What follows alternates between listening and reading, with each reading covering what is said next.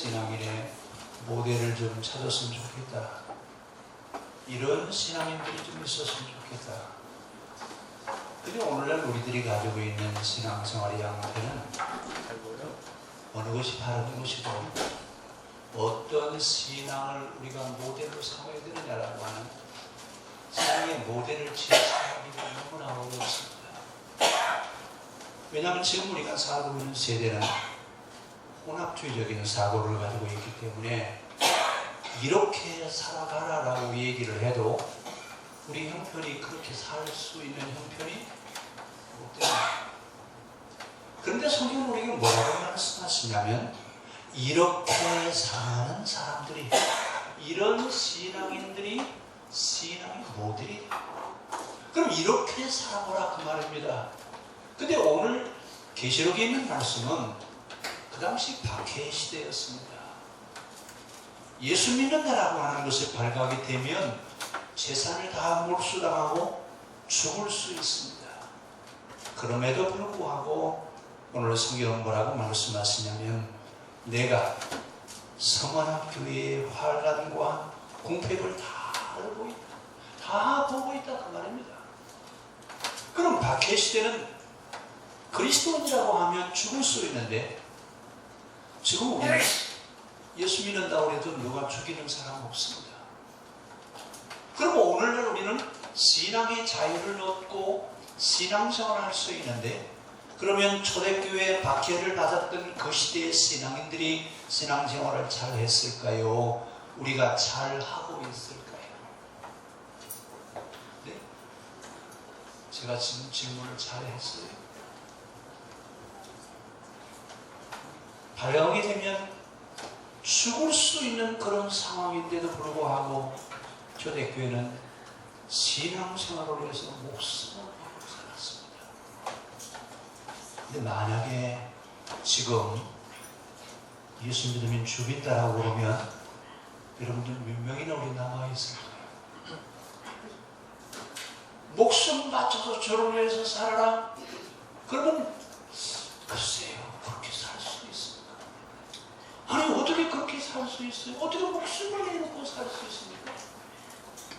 우리는 지금 그래요. 근데 초대교회 성도들은 목숨을 내놓고 신앙생활을 했습니다. 죽는 것을 오히려 영광으로 생각하고 아하, 내가 죽음으로 인해서 내가 그리스도의 제자라고 하는 것을 확인하는구나. 나는 예수님의 제자다. 이렇게 인정을 했는데 요즘은 모두가 다 그리스도를 따르는 제자들이라고 얘기하고 있고 신실한 그리스도인이라고 얘기를 하고 있지만 신앙생활을 처음 했던 초대교회 성도들과 비교를 해보면 비교를 할 수가 없습니다. 생각하는 것 자체가 너무나 달라요. 초대교회 성도들은 재산을 빼앗겨도 목숨을 빼앗아 간다고 할지라도 그래도 그들은 주를 위해서 살겠다고 그렇게 이야기를 했습니다. 만약에 요즘에 예수 믿는다고 고발하면 재산을 다 빼앗긴다고 합시다. 내가 가지고 있는 재산을 몰수당한다고 얘기할 때 여러분 그래도 신앙생활 하시겠습니까? 요즘은 뭐라 그래요? 예수 믿으면 복 받아서 잘 산다. 예수 믿으면 더 좋아진다라고 이렇게 얘기하고 있지. 오늘 서머나 교인들은 뭐라고 했어요? 예수를 믿는 것 때문에 가난해졌습니다.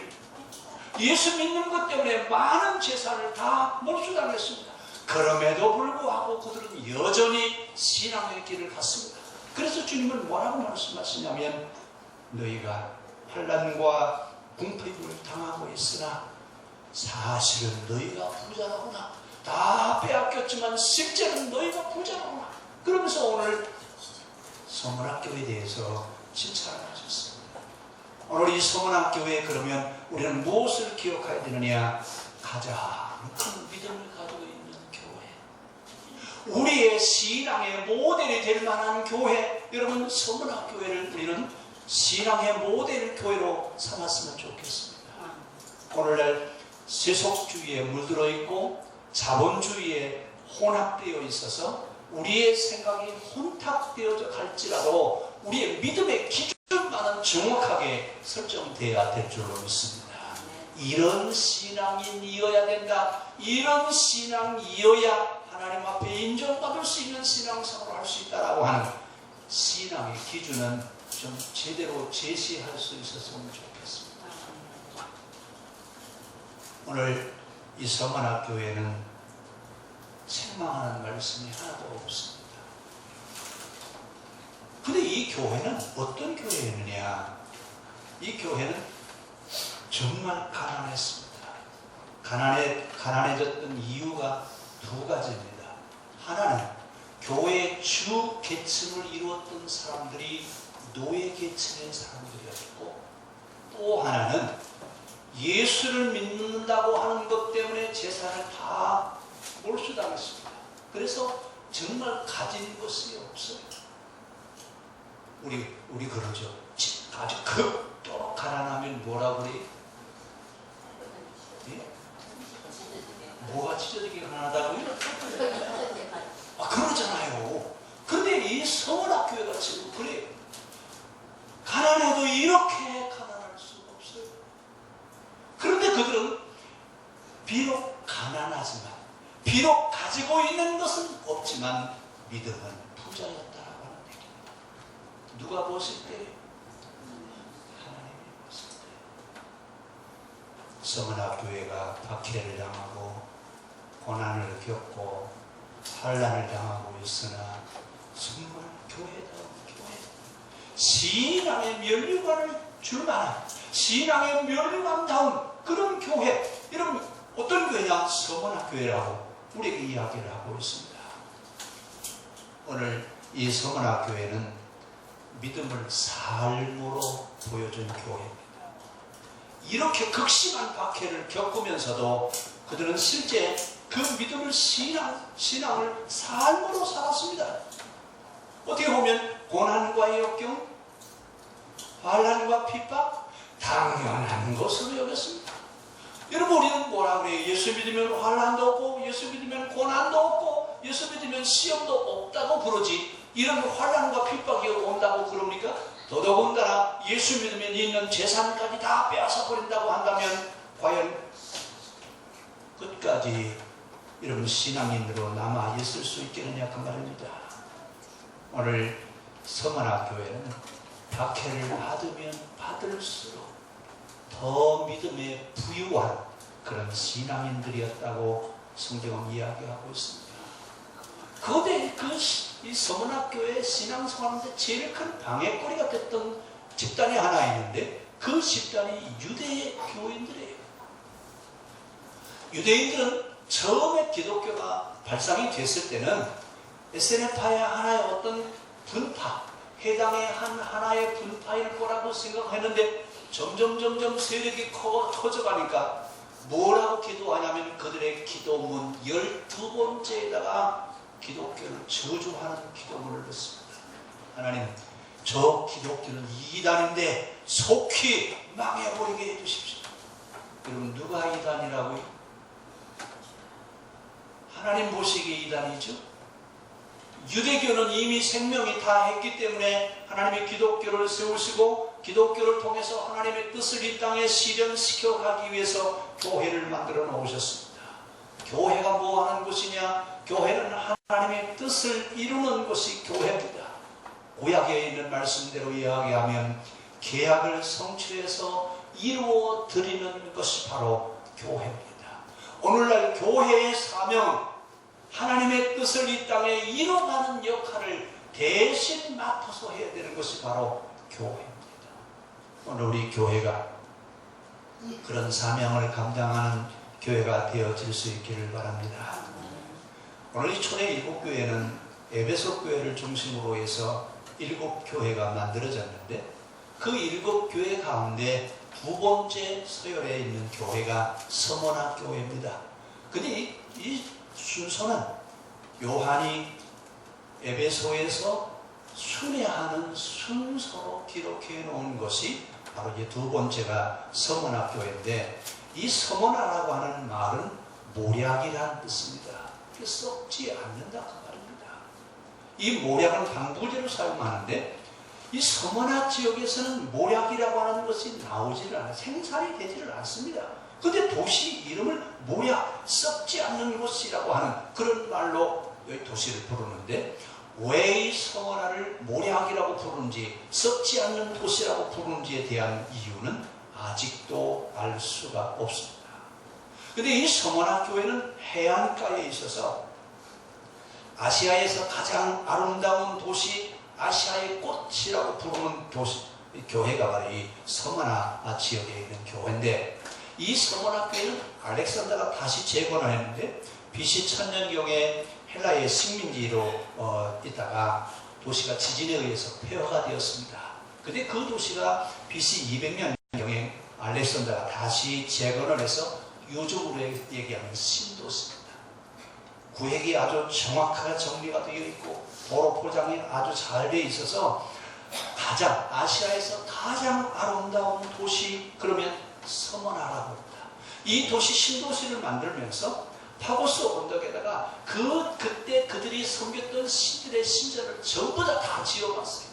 그리고 언덕 위에 신전들이 쭉 있는데 멀리서 보면 뭐처럼 보이냐면 왕관처럼 보입니다. 그래서 뭐라고 부르냐면 왕관이 있는 도시. 얼마나 많은 신전들이 있었느냐 하면 제우스 신전이라든지 디오니소스라든지 로마 황제 신전이라든지 하여튼 모든 신전을 다 지어놨어요. 그러면서 로마가 지배를 하면서 그 지역에 전쟁이 없어지니까 이 서머나 지역에서 황제의 숭배가 가장 먼저 시작이 됐습니다. 전쟁이 없고 평화로우니까 로마가 지배하니까 나라가 이렇게 평안하구나 그러면서 황제를 신으로 섬기는데 황제를 뭐라고 부르냐면 가이사는 그리스도이시다. 가이사는 나의 주님이시다 라고 하는 이 황제 숭배를 서머나 지역에서 맨 먼저 시작했습니다. 로마 황제가 가만히 들으니까 서머나 지역은 황제를 신처럼 섬긴다고 부르니까 그러냐고. 그래서 그 황제를 신격화한 최초의 도시가 서머나 지역인데 이 서머나 지역을 특별 자유도시로 승격을 시켰습니다. 그래서 특별시가 되는데 이런 특별시에 있는 이 서머나 지역에 교회가 하나 있는데 그 당시 서머나 지역에는 20만 명이 살고 있습니다. 근데 해안가이기 때문에 환락도시입니다. 환락을 즐기는 인파로 흥청거리는 곳이고 특별히 여기는 포도주가 아주 유명한 포도주들이 많습니다. 이래서 많은 사람들이 이 환락을 즐기는데 교회가 절제와 고난을 가르치는데 복음이 먹혀 들어갈 리가 없죠. 그러나 시간이 지나가면서 방탕한 생활을 하던 사람들이 회개하고 점점 기독교로 늘어가면서 유흥하는 생활, 유흥가가 하나씩 문을 닫아갑니다. 뭐 때문에 그러냐면 교회가 생기고 나서부터 유흥가가 문을 닫기 시작해요. 이러니까 명품 포도주가 팔리지 않습니다. 명품 포도주가 안 팔리니까 시 자체에 재정이 안 들어가니까 서머나교회 총독이 기독교 말살 정책을 펴기 시작합니다.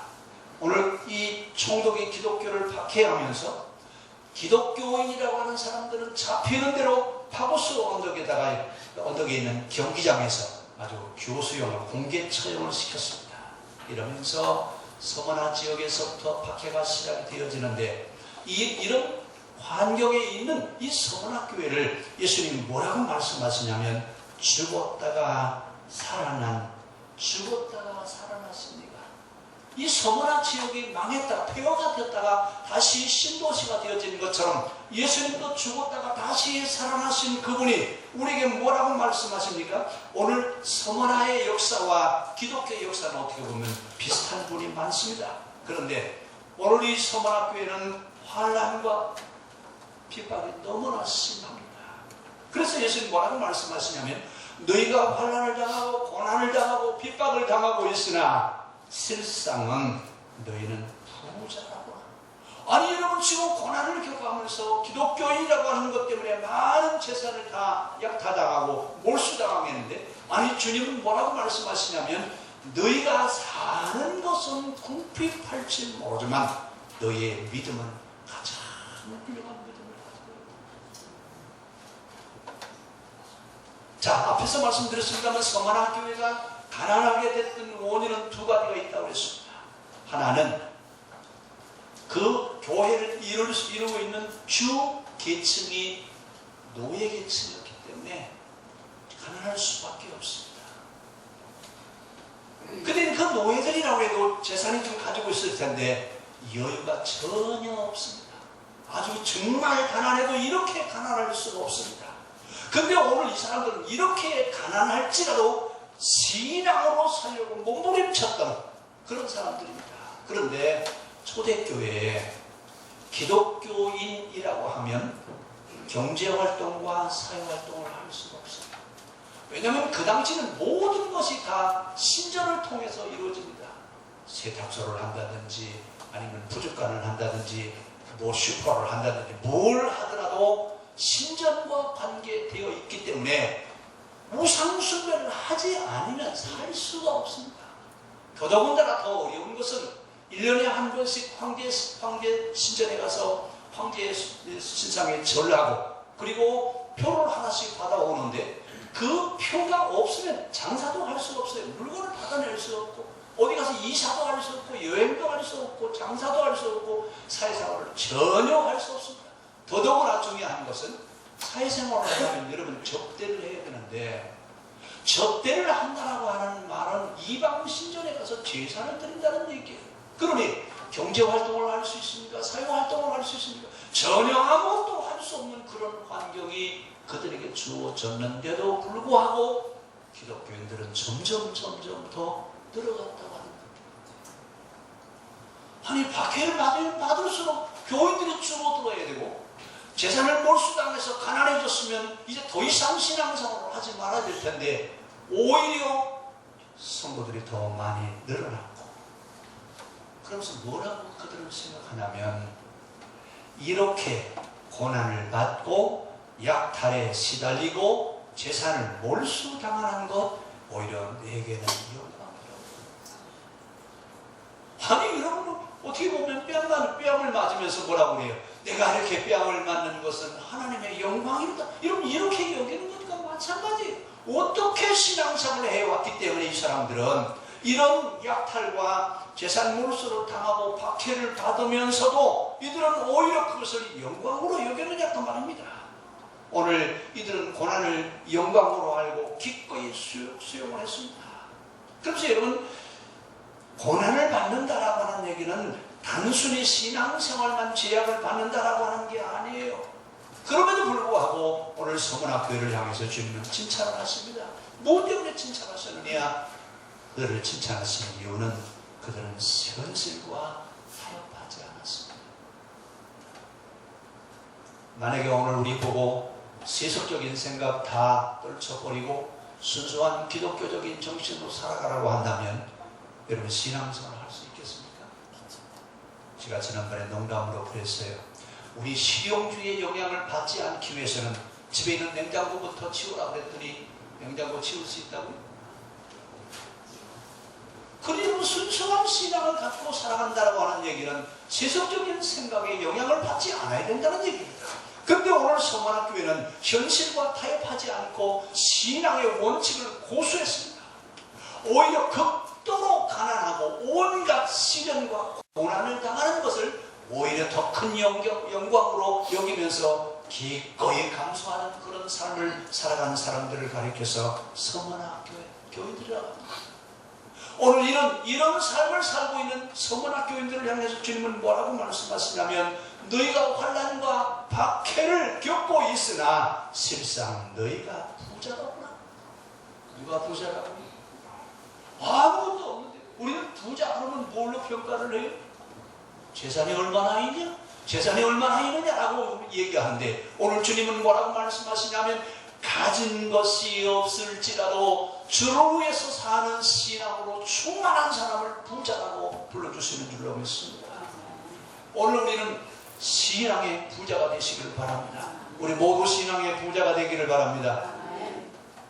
그러면서 니골라당이라고 하는 이단이 있었는데 이 니골라당이 이야기하는 얘기는 무슨 얘기냐면 한 번 예수를 믿고 죄를 지으면 어떤 죄를 지어도 괜찮다는 말입니다. 세례를 받고 그 다음부터 짓는 죄는 어떤 죄든지 상관없어요. 그렇죠? 오히려 더 정결하게 살아야 되고 오히려 더 정화되어져 있는 삶을 살아가야 되는데 오히려 이 니골라당의 신앙은 뭐라고 말씀하시냐면 한번 예수 믿고 그 다음부터 짓는 죄는 무슨 죄를 지었든지 상관이 없다고 가르쳤습니다. 이렇게 가르치는 사람들과 타협하지 않았고 더 중요한 것은 신앙생활을 하는 것 때문에 가난에 시달렸습니다.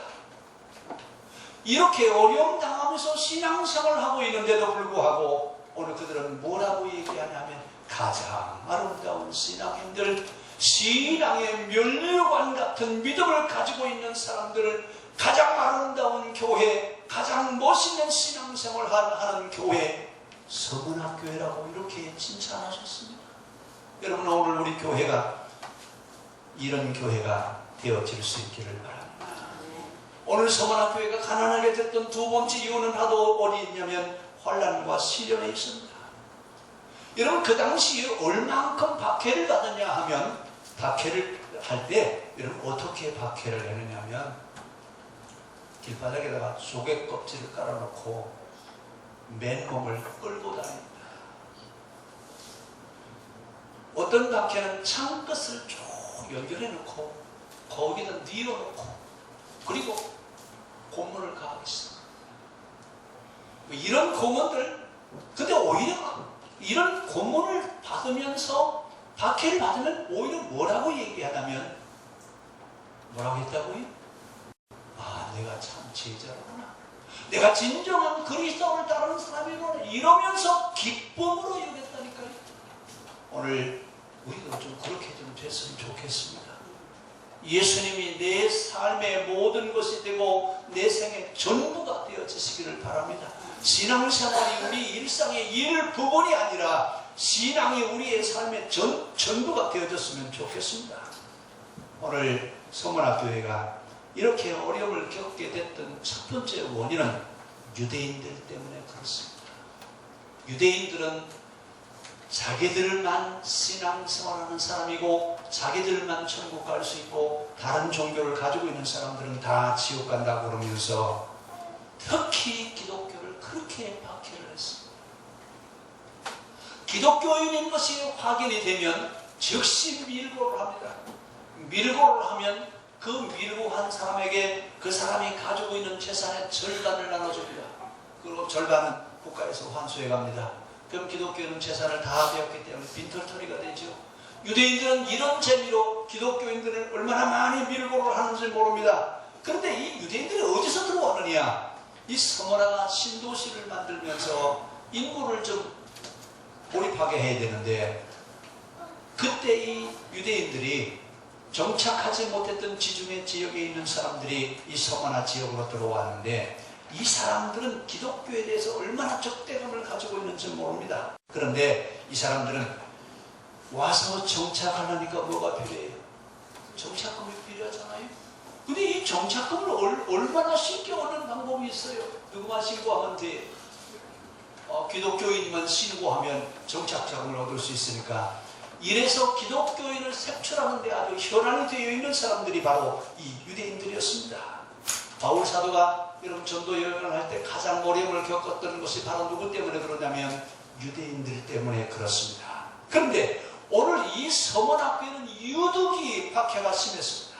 다른 교회도 박해를 받았습니다만 이 서머나 지역에는 유대인들이 얼마나 박해를 했는지 모릅니다. 근데 이 유대인들이라고 하는 사람들이 비방을 하는데 뭐라고 했냐면 자칭 자기들의 모임을 여호와의 총회라고 그렇게 이름을 지었는데 오늘 본문은 뭐라고 얘기하냐면 실상 유대인이 아니요 사탄의 해당이라.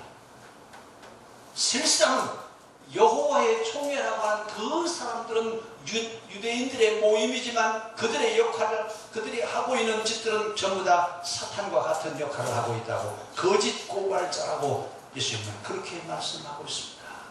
자칭 유대인의 해당이라고 자칭 유대인들의 모임이라고 하지만 거짓 고발과 박해를 일삼는 사탄의 집단이라고 예수님은 그렇게 말씀하고 있습니다. 그러면서 이 사람들이 기독교인에 대해서 악소문을 퍼뜨립니다. 어떤 소문을 퍼뜨리냐면, 우리가 소만 찬할 때 떡을 떼면서 뭐라고 그래요? 받아 먹으라, 이는 너희를 위한 내 몸이니. 그러니까 밖에서 가만히 들으니까 이 사람들은 뭐 하고 있어요? 인육을 먹고 있어요. 그러니까 기독교는 식인종들이 가는 종교다 이러면서 인육을 먹는 식인 종교다라고 여러분 이렇게 얘기합니다. 그러면서 기독교인들이 믿는 가정에 있는 가정에 기독교인이기 때문에 박해를 받으니까 가정 돌아가 일어날 수밖에 없죠. 100% 다 믿는 가족이라면 별 문제가 없는데 한쪽은 믿고 한쪽은 믿지 않으면 분명히 문제가 생기죠. 그러니까 뭐라고 그래요? 기독교인들의 가정은 가정 불화를 일으키고 가정을 파괴하는 가정 파괴범이다라고 하면서 박해를 하죠. 그러면서 종말의 불로 세상을 하나님이 심판하실 것이다. 그러니까 기독교인들은 말이야 방화범이야. 여러분 그래서 AD 64년에 네로가 로마시에다 불을 질러놓고 그 책임이 자기에게 전가시킬 것 같으니까 그 책임을 누구에게 전가시켜요? 기독교인들에게 전가를 시켜서 바울과 베드로가 AD 64년 네로 박해 때 순교하잖아요. 왜 방화범이라고 하느냐 하면 마지막에 하나님이 불심판하신다고 그러니까요. 하나 그들이 박해를 하는 이유 가운데 하나가 뭐냐면 다른 종교들은 다 신상이 있는데 기독교는 신상이 없습니다. 그럼 신상이 없으니까 종교가 신상이 없는 종교가 어디냐? 거기는 무신론자들이다. 신이 없으니까 신상을 안 만들어 놓지. 왜 신상이 없느냐? 무신론자들이다라고 하는 얘기입니다. 그러면서 황제를 섬기지 않으니까 기독교인들만 황제의 신전에 가서 절을 하지 않습니다. 이러니까 뭐라고 얘기냐면 로마 정부의 반역을 일으키는 반역자들이다. 이러면서 지금 기독교인들을 박해하기 시작합니다. 이래서 서머나 지역에 있는 서머나 교회가 유독이 유대인들로부터 박해를 받았습니다. 이렇게 박해를 받고 있는 서머나 교회를 향해서 주님은 뭐라고 말씀하시냐면 너희들이 지금 박해를 겪고 시련을 당하고 있는데 이 시련이 끝이 아니다. 지금 주님이 뭐라 하셨으면 좋겠어요. 얼마 있으면 이 시련이 다 끝날 것이다. 그동안 박해를 좀 잘 견디고 이겨내라 이렇게 말씀하시면 좋은데 이것이 시련이 끝이 아니다. 너희가 앞으로 열흘 동안 더 환난을 받을 것이다. 여기 열흘이라고 말씀하셨지만 사실은 열이라고 하는 숫자는 상징적인 숫자입니다. 근데 이 숫자는 열이라고 하는 숫자는 완전 숫자예요. 그러니까 완전하게 핍박을 받는다라고 하는 얘기는 상당한 긴 시간 동안 너희가 어려움을 받을 것이다. 그런데 너희들 가운데 몇 사람을 더 투옥시킬 것이다. 지금까지 박해를 받은 것도 작은 박해가 아니었는데 앞으로 더 큰 박해를 겪어야 되고 더 많은 사람들이 감옥에 가게 된다. 우리 같으면 어떻게 하겠습니까? 이제 그만둬야 되겠다. 이렇게 갈수록 더 어려워진다는데 갈수록 더 박해를 받아야 된다는데 그만둬야 되겠다. 그렇습니까? 그때 서머나교회 목사님이 누구였냐면 폴리카비였습니다. AD 105년 2월 23일 이날이 요즘으로 얘기하면 주일날입니다. 폴리캅 주교를 순교시키려고 그 지역의 총독이었던 이그나티우스가 폴리캅을 이제 광장으로 끌고 갑니다. 그때 이그나티우스가 폴리캅에게 뭐라고 얘기했냐면 내가 여기서 나는 그리스도를 믿지 않는다. 나는 그리스도를 믿지 않고 그리스도를 저주한다고 하면 내가 당신을 풀어주겠습니다. 그럼 여러분 폴리캅 목사님이 여기서 어떻게 했으면 좋을까요? 필라델피아 교회 11명과 함께 운동장에서 앞으로 이제 화형을 시킬 겁니다. 화형시키라고 그날이 안식일이었는데 유대인들이 장작을 갖다가 쌓아놨어요. 누가 갖다 쌓아놨다고요? 그날이 무슨 날인데? 유대인들은 안식일날 일해야 안 해요. 근데 왜 이런 운동장에 장작을 갖다 쌓았어요? 그만큼 기독교를 박해하면서는 혈안이 되어 있었다는 말입니다.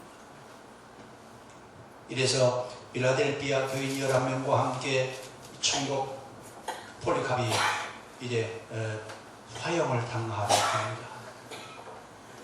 내가 여기서 그리스도를 보고하면 너를 풀어주겠다는 말입니다.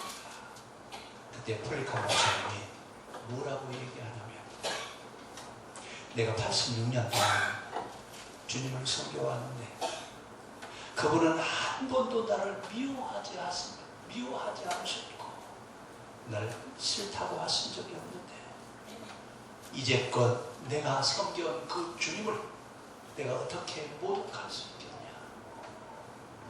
주님, 내 영혼을 쫓깁니다.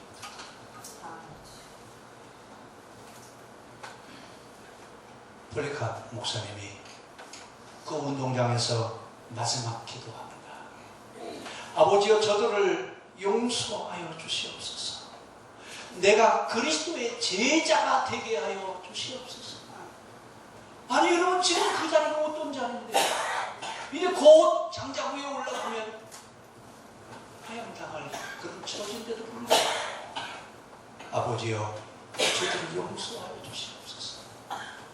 이렇게 기도하는 폴리캅 목사님을 바라보는 그 운동장에 앉아있는 사람들은, 야, 진짜 종교는 이 종교가 진짜 종교구나. 아니 죽음이 그 앞에 와 있는데도 불구하고 오히려 그것을 기쁨으로 받아들이는 걸 보니까 기독교가 진짜 종교구나. 그러면서 운동장에는 모든 많은 사람들에게 감동을 주었습니다. 더 큰 감동은 저들을 용서해달라는 얘기예요. 아니 여러분, 나를 죽이는 사람을 향해서 우리는 뭐라고 했으면 좋겠어요?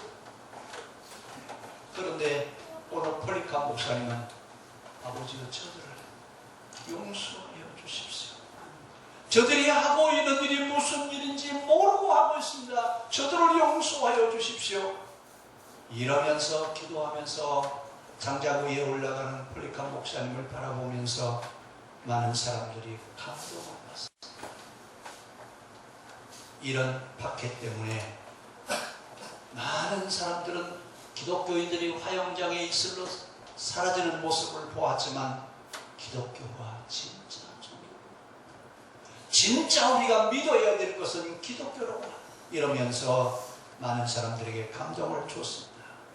오늘 이 성은학교회를 향해서 우리는 뭐라고 불러야 되느냐? 가장 큰 믿음을 가지고 있는, 가장 큰 칭찬을 받은 교회 성은학교회입니다. 황제숭배를 거부하고 신앙을 지키기 위해서는 환난과 핍박과 어떤 박해도 그들은 거절을 했습니다. 그래서 주님은 뭐라고 말씀하시냐면, 내가 죽도록 충성하라. 그래야만 내가 생명의 면류관을 내게 주리라.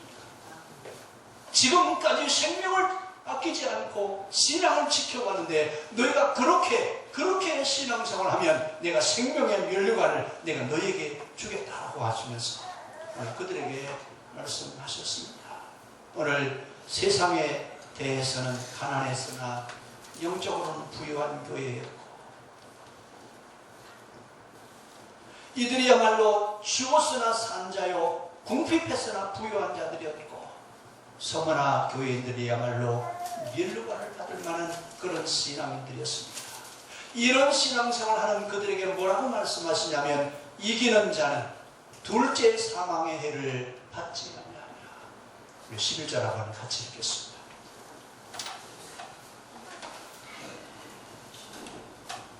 교회 있는 자는 성령이 교회들에게 하시는 말씀을 들을지어다. 이기는 자는 둘째 사망의 해를 받지 않는다. 둘째 사망의 해를 받지 않는다라고 하는데, 첫째 사망은 육체의 죽음에 대한 이야기고, 둘째 사망은 하나님 앞에서 지옥 심판 받는 것을 둘째 사망이라고 부릅니다. 그런데 오늘 끝까지 신앙을 지키고 이긴 자들에게는 하나님 앞에서 지옥 심판 받는 것을 미련하게 되고 영원한 죽음의 세계로 가는 것을 하나님이 막아주시겠다고 말씀하셨습니다. 오늘 신앙의 멸관의 교회, 가장 훌륭한 믿음을 가지고 있었던 서문학교에 우리의 신앙의 모델이 될 수 있기를 바랍니다. 기도하겠습니다.